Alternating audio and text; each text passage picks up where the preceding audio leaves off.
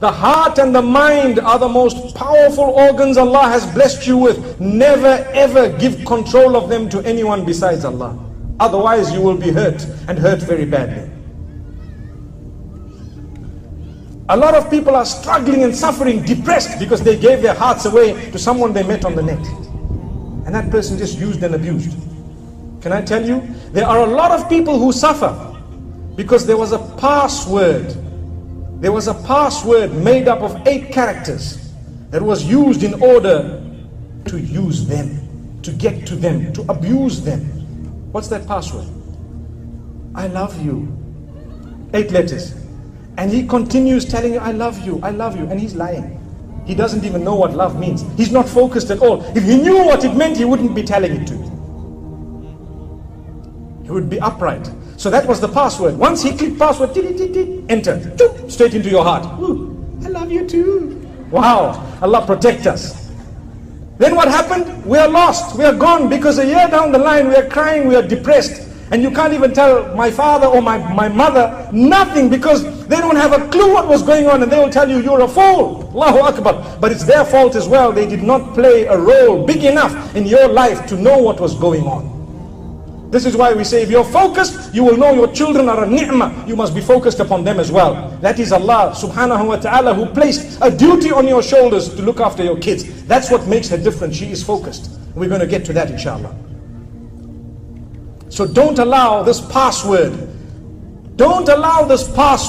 that people utter to be a password straight into your heart, because anyone could say that and press enter, and that would be the right password. And so now we are caught, we are hooked. And what happens? Shaitan's got grip of us. Like I say, and I'm repeating this, the heart and the mind are the most powerful organs Allah's given you and blessed you with. Do not allow people to control that. Nobody shall control that besides Allah. Don't hand it over to someone. No, it belongs to Allah. We will only do with the heart and the mind that which will please Allah. Yes, so when you're married, you have a spouse, alhamdulillah, within the limits, you will be able to give a portion of your heart and your mind too, by the will of Allah. Why? Because that's what pleases Allah. But if you give it elsewhere, believe me, you're not focused. It's going to come back. And believe me, I'm a counselor, I know what I'm talking about. It comes back to haunt you, because everything that's rosy, the clubs and the nightclubs and the glamour and the nightlife and the parties, people are focused on parties. Come Friday night, they're at a party. What party? Well, we went to a party, we had fun and we danced and we had music and everything else. What happened? You're not focused on the akhirah, not at all. Did that party help you at all? No. What, do you want me to sit and read the Quran on a Friday night? Allahu Akbar. What an answer. What an answer. No. May Allah grant us goodness. How can you leave the home in the morning without having read one verse of the Quran? How? But we do. What did I say? One verse of the Quran. I challenge you. Do you want to make a change in your life?